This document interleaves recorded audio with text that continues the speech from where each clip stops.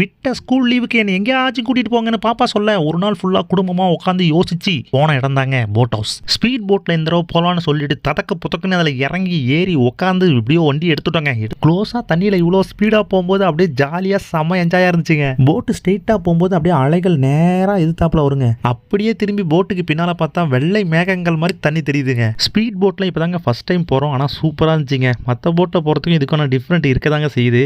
ஆனா அந்த ரசிச்சுக்கிட்டே போறது வந்து ஒரு செம்ம அழகா இருந்துச்சுங்க. நான் வேற மொட்டை அடிச்சுட்டு கேப்பை மாட்டிட்டு கேப்பை பறந்துருமோ அதை கழட்டி வச்சுக்கிட்டு அப்படியே சிவாஜி ரஜினி ஸ்டைலில் டப்ப டப்புன்னு மொட்டையை தட்டிக்கிட்டு சும்மா அப்படியே வளைச்சு ஓட்டினாங்க. அது செம்ம என்ஜாயாக இருந்துச்சுங்க. தண்ணி நம்ம மேலே தெரிக்குது.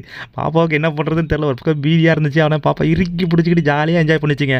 அந்த டேர்னிங்லாம் பார்க்கும்போது அப்படியே தண்ணி நம்ம மேலே தெரிக்குதுங்க. ஆனால் வளைக்கும் போது தான் செம்ம இன்ட்ரெஸ்டிங்காக இருக்குங்க.